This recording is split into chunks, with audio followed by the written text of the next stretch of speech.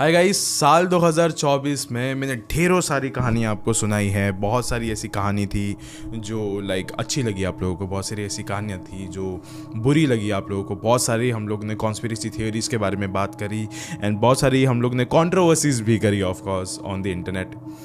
लेकिन अभी बात आती है उन वीडियोज़ की जो इस साल मिलियंस ऑफ व्यूज़ के हकदार हो चुके थे, जिसने बहुत ज़्यादा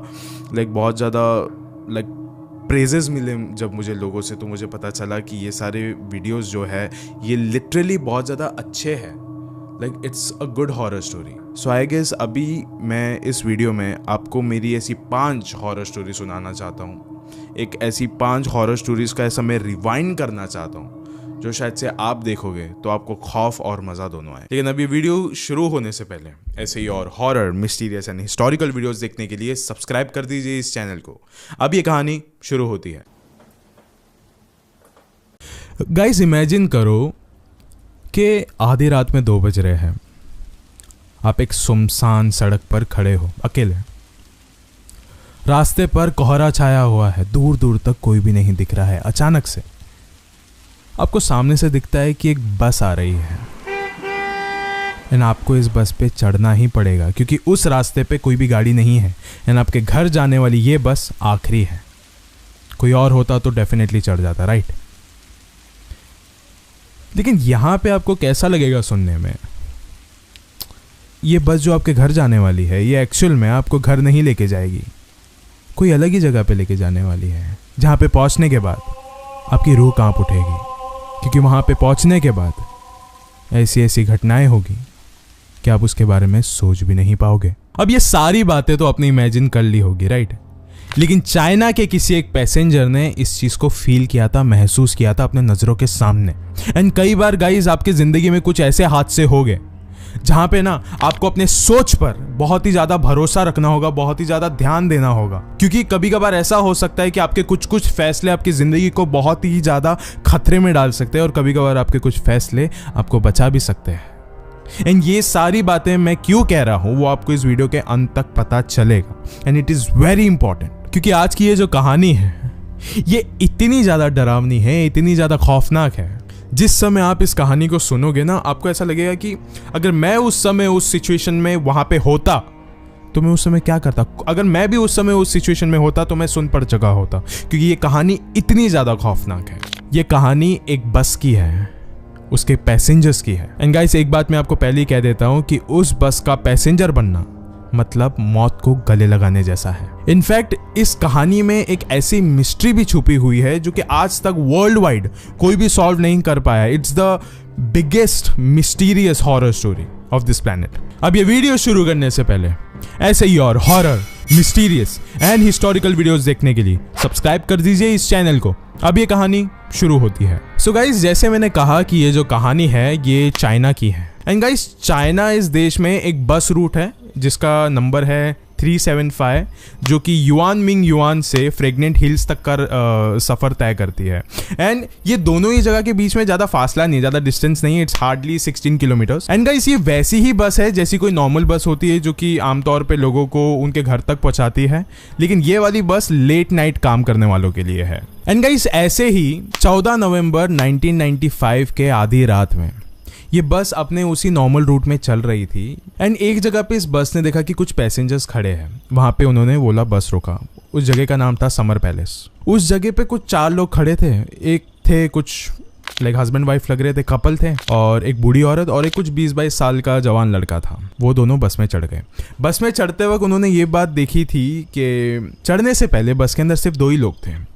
एक था बस का ड्राइवर और एक थी बस की कंडक्टर। कपल्स जो थे बस ड्राइवर के पीछे वाली सीट उन्होंने ले ली। जो बूढ़ी औरत थी और जो लड़का था उन्होंने आमने सामने वाली एक सीट ले ली, आमने सामने बैठ गए थे वो दोनों। एंड गाइस, उस वक्त रात में कुछ 2 बज के गुजर चुके थे। ये जो बस थी ये इसकी आखिरी सवारी होने वाली थी, मतलब ये चीज़ कंफर्म थी कि ये सवारी हो जाने के बाद ये बस डेपो में जाके पार्क होने वाली थी। लेकिन गाइस, रास्ते पर इतना ज़्यादा फॉग था, इतना ज़्यादा कोहरा था कि बस के लाइट्स ऑन थे, फिर भी दिख नहीं रहा था ड्राइवर को आगे कुछ भी। विजिबिलिटी टोटल 0 थी एक्सीडेंट होने के चांसेस भी बहुत ज़्यादा थे। तो इसके लिए बस ड्राइवर ने ये वाली बात सजेस्ट करी थी सारे इन लोगों को, कि एक एडवाइस मांगी थी कि क्या हमें इसी रास्ते से जाना चाहिए या फिर हमें दूसरा रास्ता ले लेना चाहिए। तो जो कंडक्टर थे, जो लाइक बूढ़ी औरत और एक जवान लड़का था, उन दोनों ने इस बात को कंफर्म कर दिया था कि हाँ, हमें दूसरे रास्ते से गुजरना चाहिए क्योंकि यहाँ पे कुछ भी हो सकता है। लेकिन जो बस ड्राइवर के पीछे बैठे हुए कपल्स थे, उन्होंने इस बात को नाकार दिया था टोटली, कि नहीं, हम लोग को बस इसी रास्ते से, हम लोग को 1-2 मिनट का ही रास्ता है, हम लोग चल के पहुंच जाएंगे हमारे घर पे, तो हमको इसी टर्न पे उतार दीजिए। गाइस, ये इस रूट का फाइनल टर्न था। अगले टर्न से ये जो बस ड्राइवर था, ये सारे पैसेंजर्स को उतारने वाला था, उनके घर तक पहुंचाने वाला था। लेकिन जो कपल्स थे वो वहीं पे उतर गए। अब बस में सिर्फ 4 लोग बचे थे। अंधेरी रात थी उस वक्त। रास्ते में एकदम सन्नाटा था, जंगलों जैसा रास्ता था, आसपास कोई भी नहीं दिख रहा था। और इतना सन्नाटा था कि किसी चीज़ की आवाज़ नहीं आ रही थी सिवाय उस बस के इंजन की। किसी चीज़ की आवाज़ नहीं थी, एकदम साइलेंट था, पिन ड्रॉप साइलेंट। बस में कोई भी एक दूसरे को नहीं जानते थे, तो ऑफकोर्स वो एक दूसरे से बात नहीं कर सकते थे। बस उनके पास एक ही ऑप्शन बच रहा था कि अंधेरी रात में बस अपनी खिड़की के पास बैठ के वो बाहर का जो नज़ारा है वो उसको एंजॉय कर सकते हैं, जो ठंडी हवा आ रही है उसका लुत्फ उठा सकते हैं। वो जो बूढ़ी औरत थी वो यही सब कुछ करके अपना वक्त काट रही थी। एंड उसी वक्त बस ड्राइवर ने बस को इमीडिएटली ब्रेक लगाया। वो जो लड़का था, लाइक वो इमीडिएटली शॉक्ड में उसने उस बस ड्राइवर पे चिल्लाया कि ये सब कुछ क्या है, आधी रात में ऐसे सुनसान जगह पर आप गाड़ी कैसे रोक सकते हो, दिख नहीं रहा है आपको यहाँ पे कितनी ठंड है। बस ड्राइवर पीछे मुड़ा, पलटा, उसने कहा कि ध्यान से देखो, रास्ते के बीच में 3 लोग खड़े हैं। उन्होंने इशारा किया है बस को रोकने का। बस ड्राइवर और उस लड़के की बात चल ही रही थी। एंड उसी समय वो तीनों लोग बस के अंदर आए, ऊपर चढ़े। एंड उन तीनों को देखकर बस में जितने भी लोग थे सब के सब डर गए थे, एकदम शॉक्ड हो गए थे कि ये सब कुछ क्या है। उन तीनों में कुछ भी खराबी नहीं थी, लेकिन उन्होंने राजा महाराजाओं के समय के कपड़े पहने हुए थे। एंड ऐसे लग रहे थे कि ये बहुत ज़्यादा मैले कपड़े हैं। ऐसा लग रहा था या तो ये लोग मिट्टी से आए हैं या फिर ये सालों साल से इन कपड़ों को धोया नहीं गया है। एंड एक और एक वियर्ड बात थी उसमें कि जो बीच में खड़ा इंसान था ना, उसके जो दोनों हाथ थे वो बाकी लोगों के ऊपर थे। ऐसा लग रहा था कि बाकी जो 2 है वो इस बीच वाले इंसान को सहारा दे रहे हैं, या फिर ऐसा लग रहा था कि ये जो बीच वाला आदमी है उसने बहुत ज़्यादा शराब पी ली है एंड बाकी जो 2 लोग हैं वो उसे घर तक पहुंचा रहे हो। लेकिन उनके कपड़ों का क्या, वो इतने ज़्यादा अलग क्यों है? जैसे ही वो तीनों उस बस में चढ़े थे, वो जो बूढ़ी औरत थी वो बहुत ज़्यादा शॉक थी, लाइक वो अनकंफर्टेबल थी। उसने उस कंडक्टर को जाके ये वाली बात कही थी कि मुझे कुछ तो गड़बड़ लग रहा है इन तीनों के बारे में, लाइक मुझे कुछ तो अच्छी फीलिंग नहीं आ रही है इन तीनों के बारे में, लाइक कुछ तो गलत है। फिर उस कंडक्टर ने उस बूढ़ी औरत की बातें सुनने के बाद ये वाली बात कहा कि मैं भी इस बात को अच्छे से समझ सकती हूँ, लेकिन यहाँ पे पास में ही थोड़े ही मिनटों की दूरी में एक थिएटर है एंड मुझे ऐसा लगता है कि ये जो लोग हैं, ये तीनों, ये उसी थिएटर से आए हैं, ड्रामा वाले लगते हैं ये लोग। फिर उस बूढ़ी औरत को और ज़्यादा लाइक ऐसा अनकंफर्टेबल महसूस होने लग गई थी वो, क्योंकि वो जो लड़का था जवान, वो तो शांत हो गया था कंडक्टर की ये सारी बातें सुनकर, लेकिन वो बूढ़ी औरत ना बहुत ज़्यादा अलर्टेड हो गई थी कि अगर ये ड्रामा वाले हैं तो ये कंडक्टर आके हमें क्यों कंसोल कर रही है। वो लोग भी ये बात बता सकते थे हमें। एंड अगर उस बीच वाले ने ज़्यादा पी रखी है तो उसके जो बाल है वो उसके पूरे चेहरे के ऊपर क्यों है? ये सारे सवाल उस बूढ़ी औरत के दिमाग में चल रहे थे, लाइक बहुत सारे, एकदम खिचड़ी पक रही थी। और फिर से उस बस में वही वाला सन्नाटा छा गया जो कि कुछ समय पहले था। एंड ये जो सवाल थे ना उस बूढ़ी औरत के दिमाग में घूम रहे थे बार बार, तो फिर वो बूढ़ी औरत ना अवॉइड नहीं कर रही थी इन बातों को। वो अपनी तिरछी नज़र से उन्हीं तीनों लोगों को बार बार देख रही थी, लाइक अपने साइड आए से उन तीनों को देख रही थी। एंड गाइस, एक बात बोलो, अभी ना रास्ता कुछ ज़्यादा बचा ही नहीं था, बहुत नज़दीक थे वो लोग उस फ्रेगनेंट हिल से, लाइक बस पहुँचने ही वाले थे। एंड बस अभी उसी रूट पर आ गई थी जिस रूट से उनको ऑलरेडी ट्रैवल करना था, लेकिन उन्होंने एक टर्न लिया था। सो अब वो अपने डिफ़ॉल्ट रास्ते पर आ चुकी थी। लेकिन रात बहुत हो चुकी थी, बस में कुछ भी आवाज़ें नहीं थी, एक पिन ड्रॉप साइलेंस था, मतलब पूरा सन्नाटा था। वो जो बस ड्राइवर था अभी उसको बहुत ज़्यादा नींद आने लग गई थी, उसकी आँखें एकदम लग रही थी। बट धीरे से उसको थोड़ा सा होश आया, उसने देखा कि उसके बस के पास से एक काली बिल्ली गुजरी उसकी आंखें बड़ी हुई, उसने इमीडिएटली ब्रेक लगाया एंड वो जो बूढ़ी औरत थी वो झटके से उस लड़के के ऊपर जाके गिर गई एंड उस लड़के ने पूछा कि क्या आप ठीक हो एंड उस बूढ़ी औरत ने अपना मुंह चढ़ा के कुछ भी नहीं कहा एंड वो चुपचाप से अपने सीट पे जाके बैठ गई। एंड गाइस थोड़ी देर बाद वो बूढ़ी औरत फिर से खड़ी हुई है एंड उसने चिल्लाना शुरू किया कि उसका जो पर्स था वो उसे मिल नहीं रहा था, गायब हो गया है। एंड उसका कहना ये था कि पिछले बार जब बस वाले ने अपना ब्रेक लगाया था उस समय ये जो लड़का था उसके सामने जो बैठा था उसने उसका पर्स चुरा लिया था। ये सब कुछ सुन के वो जो लड़का था बहुत ज़्यादा शॉक हो गया था कि नहीं, ऐसी तो कोई बात नहीं है, मैंने पर्स बिल्कुल भी नहीं चुराया, अगर आपको चाहिए आप मेरी तलाशी ले सकते हो। लेकिन वो बूढ़ी औरत उस लड़के की एक भी बात नहीं सुन रही थी। उसने कहा कि मैंने ऐसा कुछ भी नहीं किया है, मेरी इसमें कोई भी आई एम लिटरली इनोसेंट। वो बूढ़ी औरत ने उसको एक चमाट भी मार दिया था उस समय and he was very shocked कि ऐसा क्यों हो रहा है उसके साथ। ये सब कुछ ड्रामा देखने के बाद वो जो बस कंडक्टर एंड वो जो बस ड्राइवर थे उन्होंने बोला कि शायद से आपको ये सारी चीज़ यहाँ पे नहीं करना चाहिए, आपको बस से नीचे उतर जाना चाहिए, यहाँ पे पास में ही पुलिस स्टेशन है, आप वहाँ पे जाके इसे सॉल्व कर सकते हो। एंड उस समय जब ये सारी चीज़ें हो रही थी ना, उस बूढ़ी औरत को वो जिस इंसान के बाल पूरे चेहरे पे आ रहे थे उसकी हंसी भी उसको सुनाई दे रही थी। एंड उसी समय वो बूढ़ी औरत और वो जवान लड़का उस बस से नीचे उतर गए। उतरने के बाद वो लड़का बहुत ज़्यादा डरा हुआ था कि उसको ऐसा लग रहा था कि अब वो सीधा पुलिस स्टेशन जाने वाला है। लेकिन वो औरत के चेहरे पे अभी कोई भी टेंशन नहीं थी। शी वॉज वेरी रिलैक्स्ड क्योंकि उसके सर से ना बहुत बड़ा टेंशन गया है, ऐसा उसकी शक्ल पे लग रहा था। वो लड़के ने फिर उस औरत को पूछा कि आपने ये सारी चीज़ें क्यों करी है, मैंने तो कुछ भी चोरी नहीं करी है। फिर उस औरत ने बोला है कि इतनी आपको चिल्लाने की ज़रूरत नहीं है, आपको मुझे शुक्रिया अदा करना चाहिए, सच बताओ तो मैंने तुम्हारी जान बचाई है ये सब कुछ करके। एंड उस लड़के को ज़्यादा कंफ्यूज ना करते हुए उस औरत ने उस लड़के को एक कहानी सुनाई। फिर बूढ़ी औरत ने एक बात कही उस लड़के को कि जैसे वो जो 3 लोग थे जब वो लोग बस में चढ़े तो मैंने एक चीज़ नोटिस करी थी कि कुछ तो गलत है इनके साथ, कुछ तो वाइब चेंज है, कुछ तो नेगेटिव है इनके साथ। एंड यही सब महसूस जब मैं कर रही थी तो मैं कॉन्स्टेंटली उनके तरफ अपनी नज़र रख रही थी, अपनी तिरछी नज़र में हमेशा उनको रखा हुआ था कि कुछ तो है यहाँ पे जो मुझे अभी पता चलेगा। फिर जैसे ही एक हवा का झोंका आया तो जब वो बीच वाले की जो बाल थे वो जब हवा में उड़े तो उस समय मैंने देखा कि उसकी कोई शक्ल ही नहीं थी। He was a faceless ghost. And अगर किसी का चेहरा नहीं है तो ये एक पैरानॉर्मल एंटिटी हो सकती है। एंड जब मैंने तीनों लोगों के पैरों की तरफ भी देखा था तो मैंने एक चीज देखा कि उन तीनों में से किसी के भी पैर भी नहीं हैं। एंड इससे पहले हम उनके शिकार बनते उसी से पहले मैंने ये सारा ड्रामा क्रिएट किया कि इट्स बेटर कि हम लोग यहाँ से निकले जल्द से जल्द। एंड हमको इनका शिकार नहीं बनना चाहिए, इनका शिकार बनना मतलब जैसे मौत को करीब करना हुआ। ये सारी बातें सुन के वो जो लड़का था वो बहुत ज़्यादा इमोशनल हो गया था, उसने उस औरत को एक हग कर लिया था। एंड फिर उस लड़के ने एक सजेशन दिया उस औरत को कि हमारी तो जान बच गई लेकिन वो जो बस कंडक्टर और वो जो बस ड्राइवर है उनकी जान को खतरा हो सकता है, तो एक काम करते हैं हम पुलिस को जाके जल्द से जल्द इत्तला कर देते हैं, शायद से उनकी जान बच जाए। एंड गाइस आपको भी पता है कि कभी भी ऐसी कोई हॉरर या मिस्टीरियस कोई भी बात होती है तो जो पुलिस वाले रहते हैं वो इस पे इतना ज़्यादा गौर नहीं करते, वो इतना ज़्यादा फोकस नहीं कर पाते, ये सब चीज़ अटेंशन नहीं देते। वो लोग गए, उन्होंने ये सारी बातें बताई पुलिस को एंड वही हुआ। बिल्कुल भी उनको फोकस नहीं मिला, बिल्कुल भी अटेंशन नहीं मिला। एंड ये सारी बातें देखकर वो बूढ़ी औरत और वो जो जवान लड़का था वो वहाँ से निकल गए, ये सोच के कि चलो उन दोनों की जान नहीं बच सकी होगी लेकिन हमारी तो जान बच गई। लेकिन गाइस अभी आपको लग रहा होगा कि ये जो कहानी है, ये जो हॉरर स्टोरी ये यहीं पे खत्म हो गई होगी, राइट? नहीं, अभी जो मिस्ट्री है, अभी जो हॉरर है वो तो बस अभी शुरू हुआ है। गाइस 14 नवंबर को ये वाली बस अपने डेस्टिनेशन पे जाने के लिए निकली थी लेकिन ये कभी भी अपने डेस्टिनेशन पे पहुंची ही नहीं। पुलिस को जैसे ही ये बात का पता लगा उन्हें याद आई वही बूढ़ी औरत और वो यंग लड़का। फिर वो जो पुलिस वाले थे वो 15 नवंबर के टाइम पे बाहर निकले इस बस को ढूंढने के लिए, आसपास के सीसीटीवी कैमरा में पता लगाने के लिए। तो एक सबसे ज्यादा शॉकिंग बात पता चली, जिस स्टेशन पे या फिर जिस जगह पे वो बूढ़ी औरत और वो यंग लड़का उतरे थे उस बस के बाहर, वहीं तक का सीसीटीवी फुटेज इस पूरे इलाके में कैप्चर्ड है।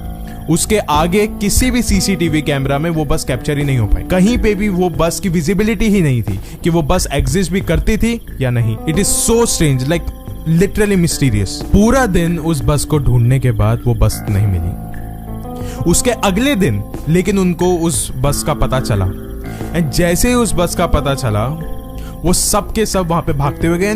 जाते समय उनको एक बात पता चली कि ये जो बस है ये फ्रेगनेंट हिल्स के आसपास नहीं है, फ्रेगनेंट हिल्स से 100 किलोमीटर दूर एक नदी में डूबी हुई मिली है ये बस। सब के सब वहां पे भागते हुए गए, सब लोग वहां पे इकट्ठा हो गए। पूरी पुलिस फोर्स ने मिलके उस बस को बाहर निकाला। एंड फिर जब बस को बाहर निकाला गया तो उस वक्त जो बस के अंदर मिला उससे सब लोग शॉक हो चुके थे।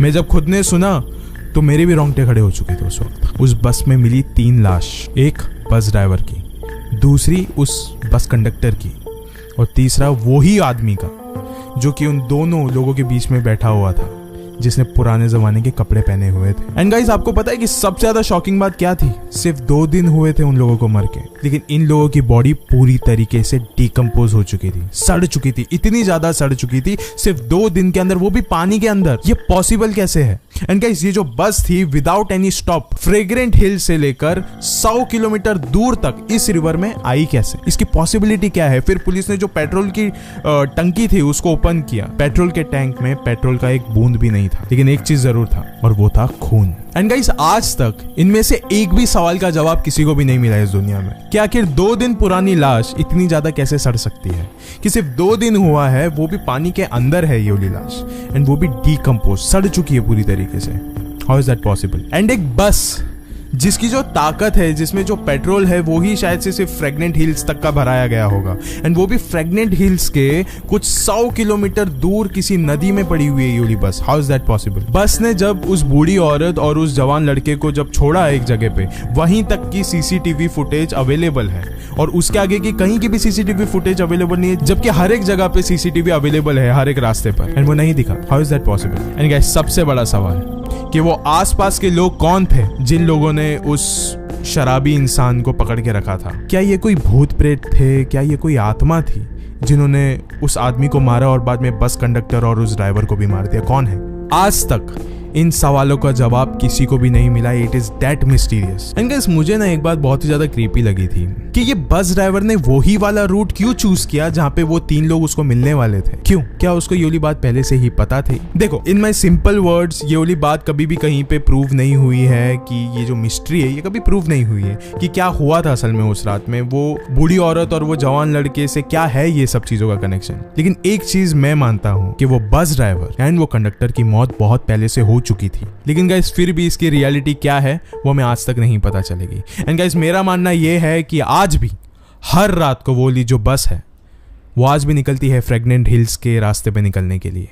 आज भी लोगों को वो अपना शिकार बनाती होगी, आज भी वो बस उसी रास्ते पे आधी रात में चलती होगी। सो गाइस, अब इस वीडियो के अंत होने से पहले मैं आपको एक बात कह देना चाहता हूँ कि जब भी आप आधी रात में कहीं पे भी बाहर जाओ तो एक चीज का ना हमेशा ध्यान रखना कि जिसके भी साथ आप ट्रैवल कर रहे हो उसको एक चीज आप हमेशा कह देना कि जिस रास्ते को आप जानते हो उसी रास्ते से ट्रैवल करना। वरना ऐसा हो सकता है कि आपका जो कैब ड्राइवर हो या कोई भी ड्राइवर हो वो आपको एक अलग ही सुनसान रास्ते से लेके जा रहा हो एंड आपको लग रहा हो कि आप 2 लोग हो, लेकिन असल में आप सिर्फ एक ही हो।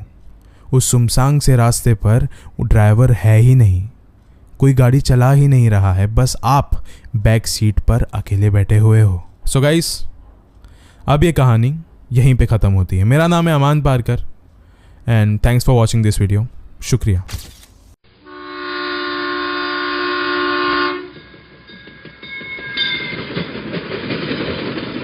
ये कहानी जो आज मैं आप लोगों को सुनाने वाला हूँ ये हमारे देश के one of the most busiest railway station के बारे में होने वाली है। इस रेलवे स्टेशन का नाम है अंधेरी रेलवे स्टेशन, जो कि हमारे भारत देश के मुंबई शहर में सिचुएटेड है। लेकिन अभी आप लोग सोच रहे रहोगे कि अमान भाई आपने तो कहा है कि this is a horror story, and एक बिजिएस्ट रेलवे स्टेशन हॉरर कैसे हो सकता है जब वहाँ पे इतने सारे लोग होते हैं? This is the most interesting part of this video. जहाँ पे बहुत ज़्यादा लोग होते हैं, जहाँ पे चीज़ें बहुत हपड़ा दपड़ी में होती है, वहाँ पे हादसे भी बहुत ज़्यादा होते हैं, और हादसों से मेरा मतलब है मौत। अब ये वीडियो शुरू करने से पहले ऐसे ही और horror, mysterious and historical videos देखने के लिए सब्सक्राइब कर दीजिए इस चैनल को।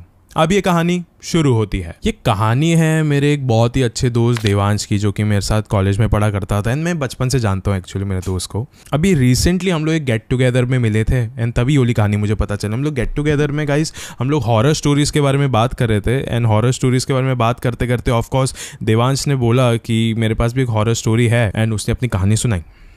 जब उसने अपनी कहानी सुनाई ना तो मुझे बहुत ही ज़्यादा ऐसा लग रहा था कि एकदम बनावटी कहानी है ये, एकदम ऐसा लग रहा था कि ऐसा तो हो ही नहीं सकता। लेकिन जब उसने मुझे इस कहानी के एकदम गहराई में लेके चला गया, जब उसने अपने बड़े भाई से भी मेरी बात कराई कि देखो ये मान नहीं रहा है, फिर उसके बड़े भाई ने भी कहा कि एकदम सच्ची कहानी है, फिर मैं भी और जब गहराई में गया इस कहानी के, आई वाज लाइक कि this is definitely a truth. ये एक कहानी तो है लेकिन उससे बढ़कर ये एक खौफनाक कहानी है। ये सुन के मेरा ही नहीं किसी भी इंसान का दिल पूरी तरीके से एकदम घबरा उठेगा। अब ये कहानी मैं आपको सुनाने जा रहा हूँ तो शायद से आप भी वही महसूस कर पाओ जो उस रात को मैंने महसूस किया था। गाइज ये कहानी है साल 2024 की, अभी की कहानी, एक्चुअली जून में हुआ था ये सब कुछ। ये उस दौरान की बात है जब मेरा दोस्त देवांश सेल्समैन का काम किया करता था। अंधेरी DN नगर में उसकी ऑफिस थी, वो वहाँ पे काम किया करता था। एंड एक सेल्समैन का जॉब ना काफ़ी सिंपल सा था जो उसको दिया गया था। इट वाज कि आपको ऑफिस टू ऑफिस जाना है और जाके आपको ऑर्डर्स लेने हैं जो हमारी कंपनी सेल करती है, वैसा किया करता था। And guys the most interesting part was कि ये एक बहुत सिंपल सी नौकरी थी, 9 to 5 job, that's it. Guys अब ये एक बार की बात है जब देवांश को एक ऑफिस में जाना था क्योंकि एक बहुत ही बड़ा ऑर्डर मिलने वाला था। एंड उसके ऑफिस से उसको एकदम चेतावनी मिली थी कि इस ऑर्डर को लिए बिना तू कहीं पे भी नहीं जाएगा, तू घर नहीं जा सकता, कितने भी बजे रात के तेरे को रहना ही पड़ेगा वहाँ पे।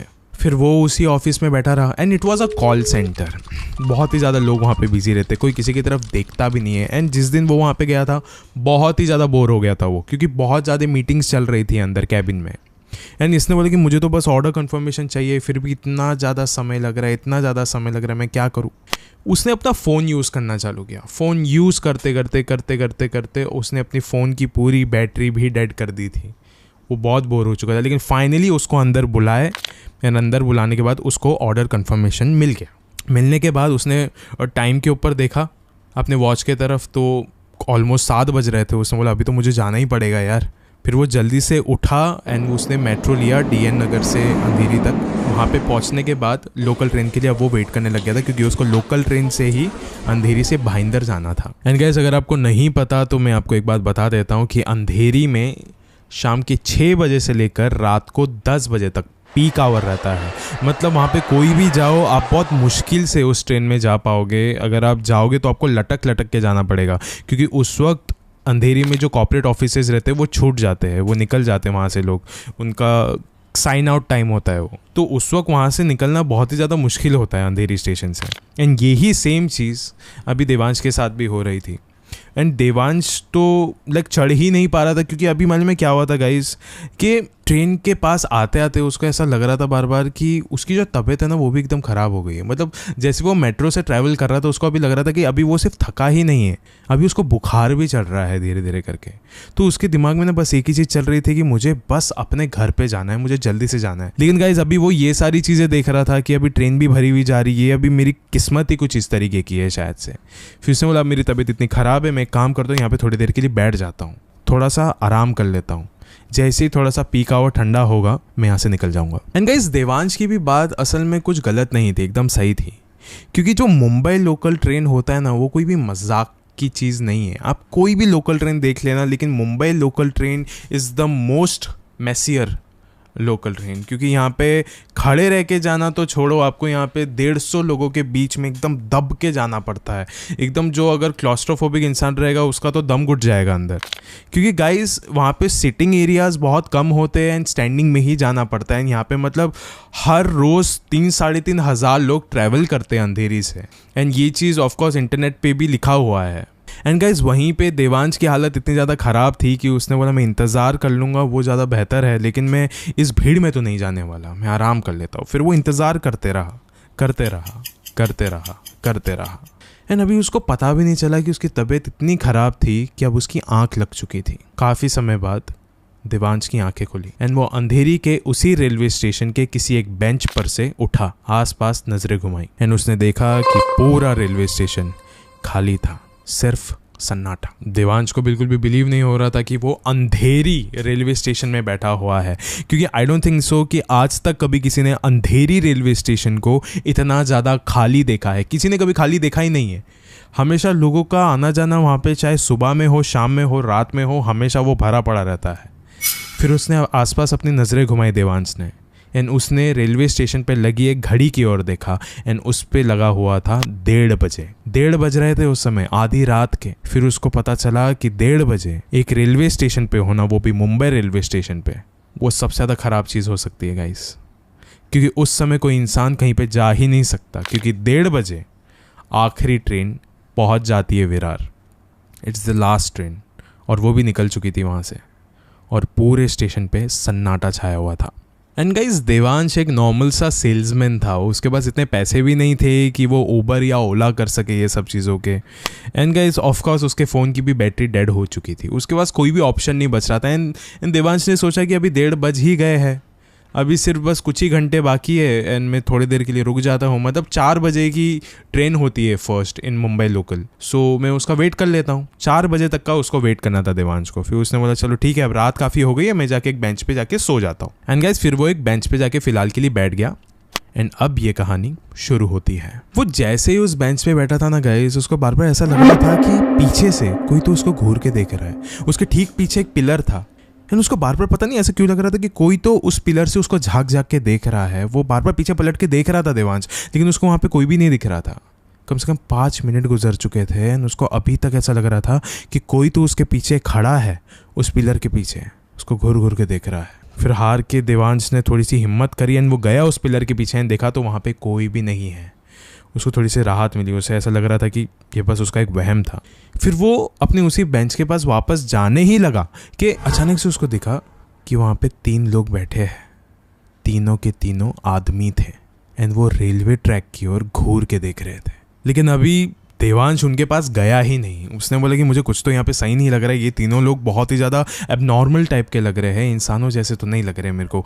तो फिर उसने मन में क्या किया, उसी के बगल में थोड़े से दूर में वहाँ पे एक स्टोन मेड ऐसी एक सीट बनाई गई थी फुल फ्लैट, जिसके ऊपर वो आराम से लेट सकता था। तो वो वहाँ पे गया और वहाँ पे जाके लेट गया। अब ना कुछ ही सेकंड बाद वो ऐसा लेटा हुआ है आंखें बंद करके, एंड वो सुन सकता था कि वो लोग कुछ तो बातें कर रहे हैं एक दूसरे के साथ। उसने इग्नोर किया, उसने बोला रहेगी कुछ बात कर रहे रहेंगे वो लोग, ठीक है। लेकिन अभी कुछ मिनटों बाद वो बातें सिर्फ बातें नहीं थी, वो तीनों लोग मिलके अभी रो रहे थे, चीख रहे थे।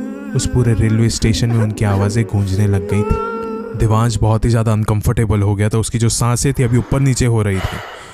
वो सोच भी नहीं पा रहा था कि मैं अब करूँ तो क्या करूँ। लेकिन उसको उस वक्त तक एक बात समझ में आ गई थी कि ये लोग जो भी है इंसान तो नहीं है। कैसे ये सब कुछ सुनने के बाद फिर भी देवांश ने एक करवट ली, अपने चेहरे को दूसरे तरफ करके वो वहाँ पे लेट गया। थोड़ा वक्त गुजर चुका था, सब कुछ शांत हो गया था, लेकिन अब अचानक से उसके पैर पे कुछ तो टच हुआ। उसने अपनी नज़रें अपने पैरों की तरफ करी और देखा कि वो तीनों लोग वहीं पे उसके पास ही बैठे हुए थे, उसके तरफ देख रहे थे मुस्कुराते हुए। इन्होंने उससे सिर्फ एक ही सवाल पूछा मराठी में कि तू पण मरशील ना। Guys this is a Marathi sentence. इसका मतलब हिंदी में होता है कि तू भी मरने वाला है ना। ये सब कुछ सुनने के बाद देवांश बहुत ही ज़्यादा डर चुका था। वो एकदम कांपते हुए वहाँ से अपना बैग लिया एंड वहाँ से दूर भागा। भागते भागते उसने रेलवे ट्रेन के एक घड़ी की तरफ देखा, वहाँ पे लिखा हुआ था 1:30 बजे। इतना वक्त गुजर चुका था उस लोकल ट्रेन स्टेशन में, लेकिन फिर भी वापस से वहाँ पे सिर्फ और सिर्फ 1:30 ही बज रहे थे। It was a shock. अभी के लिए देवांश को ऐसा लग रहा था कि ये सब कुछ सपना है, ऐसा कुछ भी नहीं हो सकता। लेकिन हकीकत में देवांश उस पूरे स्टेशन में अकेला था, उसकी मदद करने वाला भी कोई भी नहीं था। फिर भी वो भागते भागते उस रेलवे स्टेशन के टिकट काउंटर के पास पहुंचा, लेकिन फिर वापस से उसके पीछे से उसको एक आवाज़ आई, अरे सांग ना, तू पण मरशील ना।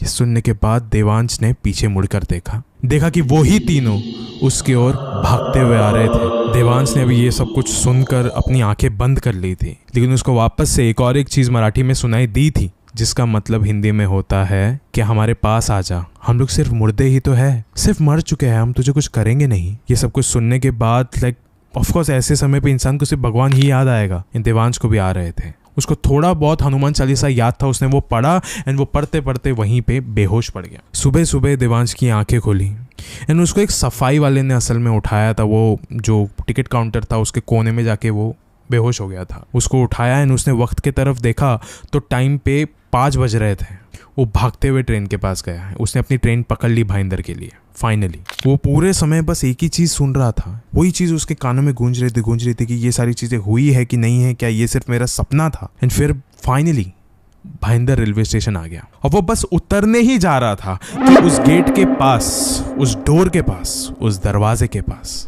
वो ही तीनों खड़े थे। एंड उन्होंने वापस से वो ही सवाल पूछा कि तू अपन मर्शिल ना, मतलब तू भी मरने वाला है ना। लेकिन गाइस इस बार देवांश भागते हुए, उन तीनों को छोड़ते हुए वहां से भागा एंड अपने घर की ओर भागा। सीधा अपने घर के अंदर गया एंड जाके उसने करण, उसका जो बड़ा भाई था, उसको जाके ये सारी बातें बताई कि ये सारी चीजें हुई है भैया मेरे साथ, मैं क्या करूं। करण ने फिलहाल के लिए उसको थोड़ा सा शांत कराया, उसको बोला कि भाई तू थोड़ी देर के लिए सो जा, हम सुबह उठ के देखते कि क्या होगा यहाँ पे, थोड़ी देर के लिए सो जा। अगले ही दिन दोपहर और शाम के बीच में वो लोग एक मंदिर के पास गए, वहां पे पुजारी को ये सारी बातें बताई। लेकिन पुजारी ने भी कोई ऐसा एकदम डायरेक्ट चीज़ें कुछ ऐसी बताई नहीं कि ये सब चीज़ क्यों हुई है एंड हमें क्या करना चाहिए। बस वो लोग इतना ही कह रहे थे कि हनुमान चालीसा याद रखो, पूजा पाठ करो, वगैरह वगैरह, ये सारी चीज़ें ही बोल रहे थे। कुछ भी ऐसा ढंग की चीज़ उनको नहीं मिल रही थी कि मैं अब ये चीज़ें निकालूं कैसे अपने दिमाग से। पूजा पाठ तो मैं कर लूंगा, लेकिन उसको डर था कि वही तीनों उसको वापस से ना मिले। फिर कुछ देर बाद देवांश के बड़े भाई करण को एक चीज़ याद आई कि बहुत सालों पहले अंधेरी में ही उनका एक दोस्त नाइट टेक्नीशियन का काम करता था for error and technical problems वगैरह वगैरह। एंड फाइनली फिर वो दोनों देवांश एंड करण उसके दोस्त के पास चले गए। उसके दोस्त के पास जाने के बाद उन्होंने ये सारी बातें बताई कि ये सारी चीज़ें हुई हैं। उसके दोस्त का नाम सनी था बाय द वे।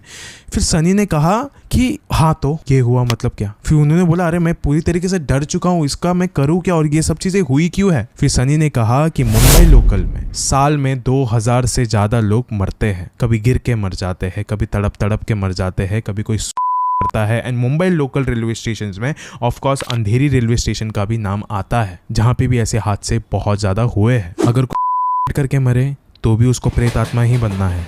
अगर कोई गलती से यहाँ पे कट के मरे उसको भी प्रेत आत्मा बनना है। किसी भी हालत में अगर किसी की भी रेलवे स्टेशन पे मौत होती है उसका एक प्रेत आत्मा बनना तो निश्चिंत है। फिर देवांश ने पूछा कि लेकिन वो 3 लोग कौन थे, उनका ये सब चीजों से क्या लेना देना। फिर सनी ने कहा ये सब मुझे नहीं पता है, मुझे बस इतना पता है कि रेलवे स्टेशन बहुत ही ज्यादा हॉन्टेड होते हैं। ये जो काले साए हैं ना, इनका तो काम ही ये है कि जब एक पूरा रेलवे स्टेशन या फिर एक पूरा इलाका जब सन्नाटे से भरा हुआ रहता है, अंधेरे से भरा हुआ रहता है, तब ये लोग बाहर निकलते हैं सन्नाटे में चीख चीख कर अपने मौत का मातम मनाने। उस दिन के बाद से देवांश का तो एक नियम सा ही बन गया था कि चाहे ऑफिस का कितना भी इंपॉर्टेंट काम हो, मैं 5 बजे से ज्यादा कहीं पे भी नहीं रुकने वाला हूँ, क्योंकि उसको उस दिन अपनी जान की कीमत समझ में आई कि आधी रात को अपने घर से बाहर रहना, एक अंधेरी से जगह पे रहना, इसका मतलब यही होता है कि हम आत्माओं के बसेरे के बीच में हैं, और आत्माओं के बसेरे के बीच में रहना मतलब मौत के करीब रहना। आज इस वीडियो के अंत में मैं आपसे बस इतना ही कहना चाहूँगा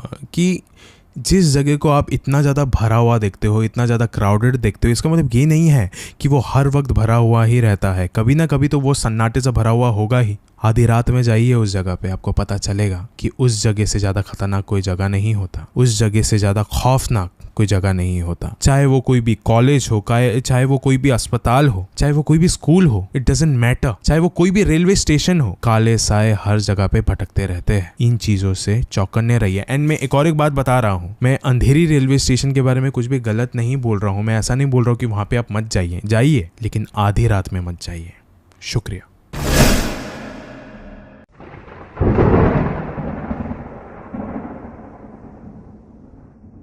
गाइस, महाराष्ट्र में एक इलाका आता है जिसका नाम है कोंकण। एंड गाइस, ये जो कोंकण इलाका है ये बहुत ही ज़्यादा प्रिटी, बहुत ज़्यादा खूबसूरत इलाका है। यहाँ के माउंटेन्स खूबसूरत है, यहाँ के जो नेचर आपको देखने मिलता है खूबसूरत है, जो यहाँ पे झरने हैं, वाटरफॉल्स है, वो यहाँ पे इतने खूबसूरत है। लेकिन यहाँ की जो हॉरर स्टोरीज है ना गाइस, वो सबसे ज़्यादा खौफनाक है। आपने कभी ज़िंदगी में नहीं सुना होगा ऐसी खौफनाक कहानियाँ जो कि इस कोंकण इलाके में बेस्ड है। हम लोग बचपन से ये सुनते हैं कि राजस्थान में है, भानगढ़ फोर्ट में है, कुलधारा विलेज में है, या फिर गुजरात का डुमस बीच हो गया। लेकिन महाराष्ट्र के कोंकण इलाके जैसी खौफनाक कहानियाँ आपने सीरियसली नहीं सुनी होगी। यहाँ पे ना ही सिर्फ भूत प्रेतों की कहानियाँ आती, पंचतंत्रों की कहानियाँ तो यहाँ पे ऐसी है नहीं, सारी कहानी एकदम रियल होती है यहाँ पे। लेकिन जो काले जादू की कहानी है ना, वो यहाँ पे सबसे ज़्यादा खतरनाक होती है। एंड गाइस, ऐसी ही एक कहानी है भूत प्रेत की, जो कि यहाँ पे बहुत ही ज़्यादा फेमस है। एंड गाइज मुझे ऐसा लगता है कि ये पूरे कोंकण इलाके का one of the most haunted stories में से एक है, one of the most horror stories literally. ये कहानी एक गांव के बारे में है जहाँ पे शहर से एक लड़की गई थी एंड उसके साथ यहाँ पे ऐसे ऐसे दर्दनाक खौफनाक हादसे हुए कि वो दोबारा इस गांव में मुड़कर भी कभी नहीं देखी। क्या हुआ था उसके साथ वो सब आपको आगे पता चलेगा। बताया जाता है कि यहाँ पे एक आत्मा रहती है जो कि इतने ज़्यादा गुस्से में है, इतनी ज़्यादा आग बबूली है कि वो किसी की भी जान लेने के लिए एक पैर पे खड़ी है। क्या हुआ था उसके साथ, ये गुस्सा किस बात का है, वो सब पता चलेगा आपको आगे इस वीडियो में। अब ये वीडियो शुरू करने से पहले ऐसे ही और horror, mysterious and historical videos देखने के लिए सब्सक्राइब कर दीजिए इस चैनल को। अब ये कहानी शुरू होती है। ये कहानी है अर्पिता की, जो कि कोंकण के एक गांव में रहा करती थी 20 साल पहले उसके शिफ्ट होने के। अभी फिलहाल के लिए वो शहर में रह रही है क्योंकि 20 साल पहले उसकी दादी ने उसको भेज दिया था शहर में पढ़ाई करने के लिए। एंड गाइस जब भी वो अपने गांव में रहती थी तो उसकी दादी ही उसका देखभाल किया करती थी, क्योंकि बहुत बचपन में उसके माँ बाप ऑफ हो गए थे, लाइक दे वर नो मोर, तो फिर सारी जिम्मेदारियाँ उसकी दादी के ऊपर ही आ गई थी। लेकिन उनको अभी ऐसा लग रहा था कि गांव में एक इंसान कितना ही ज़्यादा आगे बढ़ पाएगा, तो उसे शहर भेज दिया था। लेकिन अभी 20 साल बाद जाके ये जो लड़की है वो अपने गांव में लौटने वाली थी। उसके लिए वो बहुत ही ज़्यादा एक्साइटेड थी एंड अब वो फाइनली गांव में आ चुकी थी। गांव में आने के बाद वो अपने दादी को मिली एंड उसने देखा कि बहुत सारे लोग आ गए उसको मिलने के लिए, बहुत सारे लोग आसपास हैं। एंड वो ये सब कुछ देख के थोड़ी सी ऑकवर्ड हो रही थी, उसको वियर्ड लग रहा था कि अरे ये सब लोग मुझे कैसे जानते। फिर उसकी दादी ने कहा कि तू जब यहाँ से निकली थी तब तू बहुत ज़्यादा छोटी थी, इसके लिए शायद से तुझे याद नहीं होगा, लेकिन इन्हें तू बखूबी याद है। एंड उसी भीड़ के बीच में एक बहुत अलग सा ही चेहरा था एक आदमी का, जो कि बहुत ही ज़्यादा तेज़ मुस्कुरा रहा था अर्पिता को देखकर, एज इफ़ कि वो बहुत टाइम से जानता हो इस लड़की को।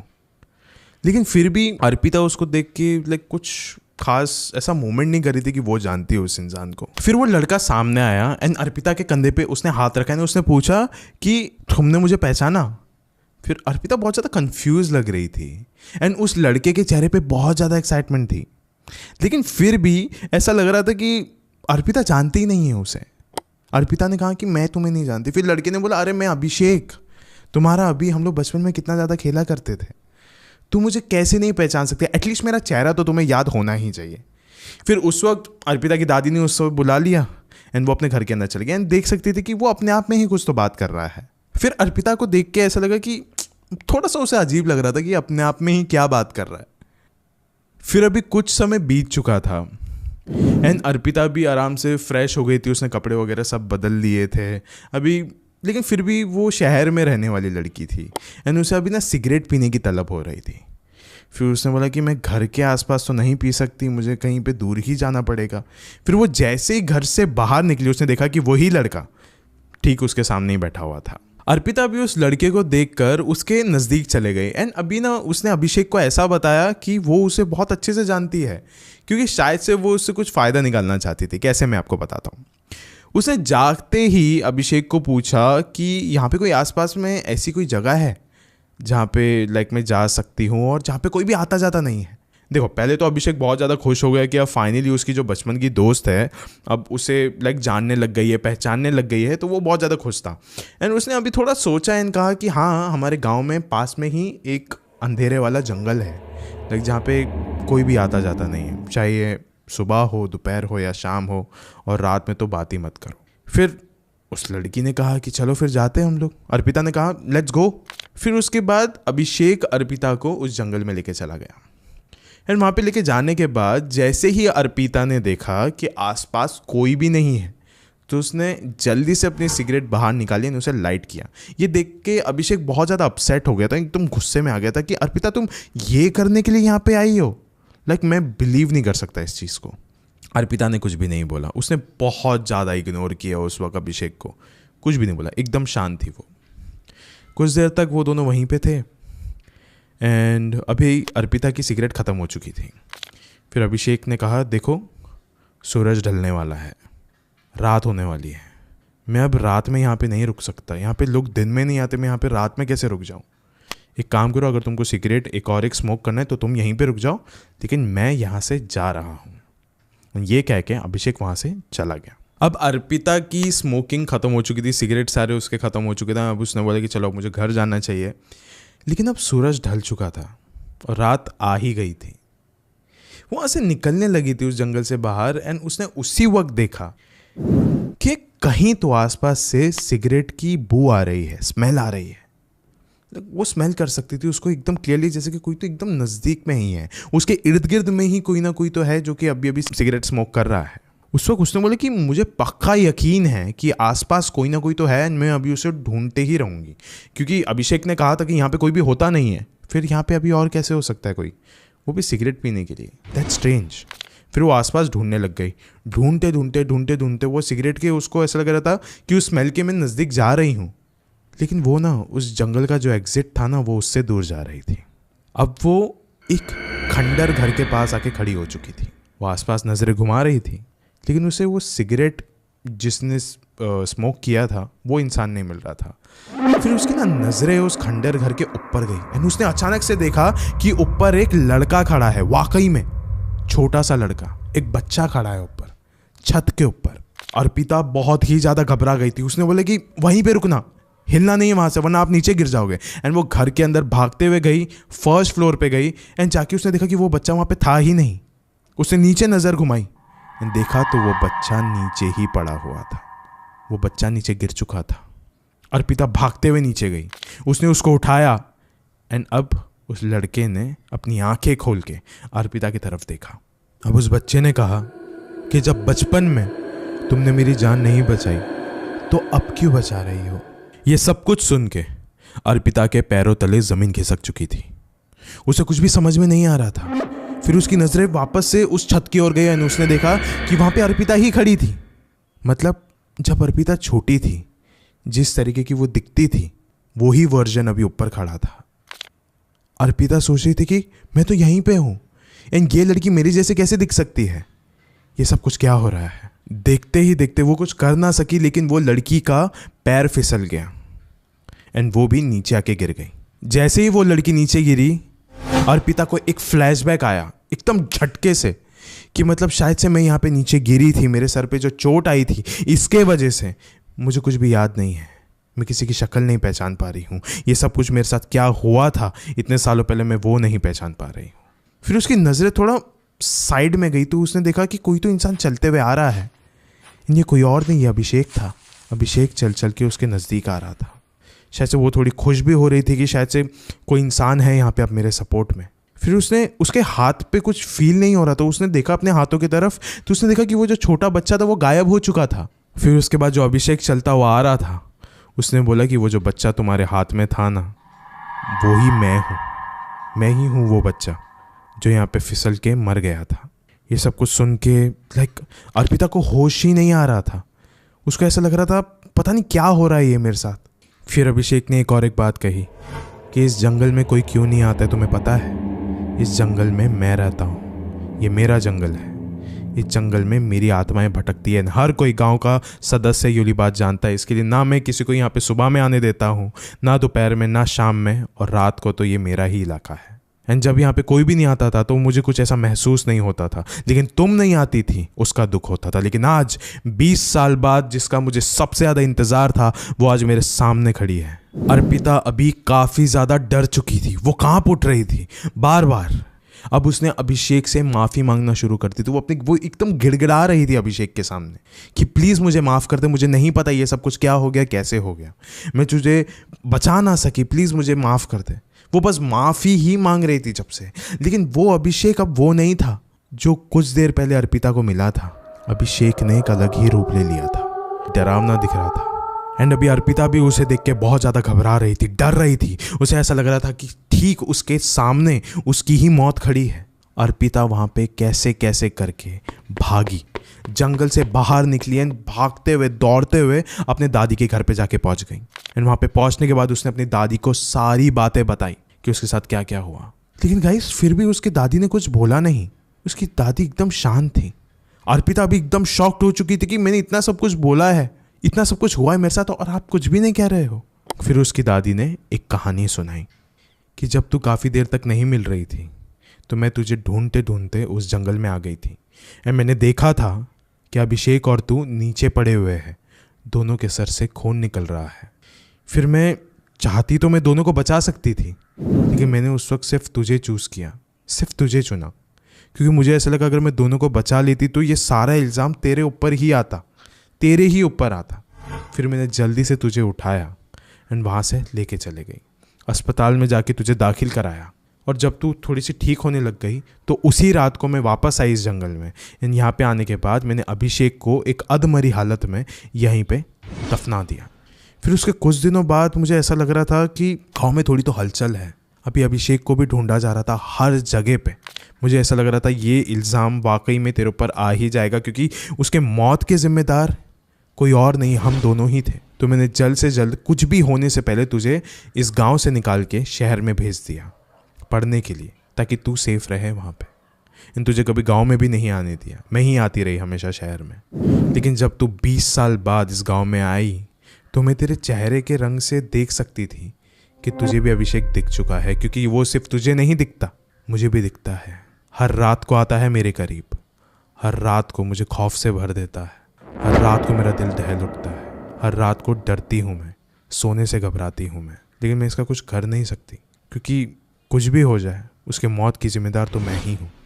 फिर उसके बाद अर्पिता को बहुत ही ज़्यादा बुरा लग रहा था ये सब कुछ सुनने के बाद।